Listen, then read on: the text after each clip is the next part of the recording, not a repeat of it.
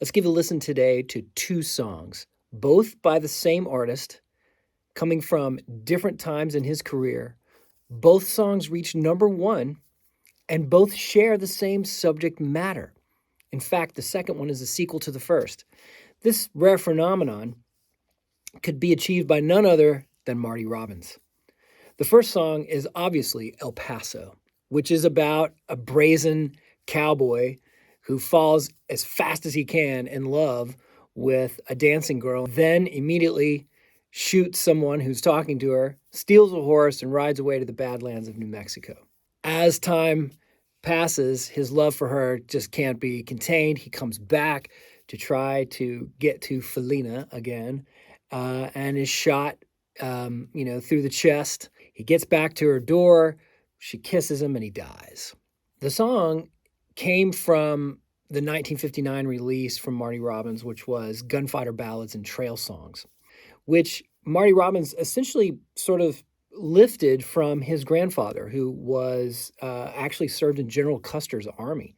But he was a Texas frontiersman and was very familiar with all of those landscapes of that West Texas, New Mexico, Mexico type of geography, and told lots of tall tales and was never afraid to let the facts ruin a good story. Legend has it is that Marty just wrote El Paso as quickly as he could just write it, and it just came to him in just an instant. And the song, of course, went on to be one of his most famous songs that he ever recorded. But check out the cover, because this is the proverbial man in black. It's the Grim Reaper with the 6-shooter. It's the end of days. It's for whom the bell tolls. It's the ultimate debt collector. It's a wonderful and on-point image for this entire record.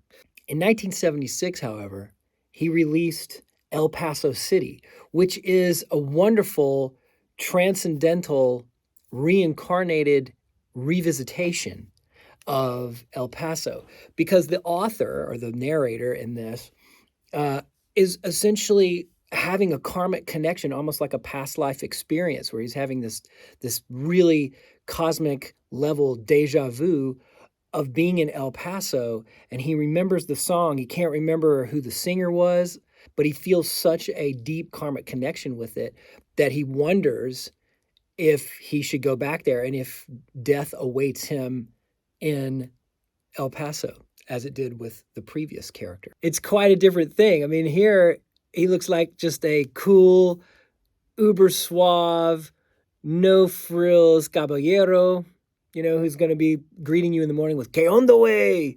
And I love that a little bit more. In this one, I think he looks even more rough-hewn than Willie did back in 76. So it's wonderful when you think about the whole idea of reincarnation and rebirth. Not only are you having the same artist portray this narrator in two different lives, as it were, but you're also getting this sort of karmic residue around the same subject matter, as he's sort of in an airplane this time rather than on horseback. He's flying over the Badlands of New Mexico, and he's looking down and he sees El Paso. The interesting thing about this one is that Marty Robbins actually wrote this while he was flying over El Paso, in the time that it basically takes to get through that little stretch, which is about 4 minutes. And that's approximately the actual time of the song. It's really fascinating when you try to put all that stuff together. So I've made a playlist down below of those first two songs. And then I've also included a bunch of other songs that, for me, just remind me of West Texas and New Mexico and those Badlands back out there. So I hope you enjoy it, and I'll see you next time.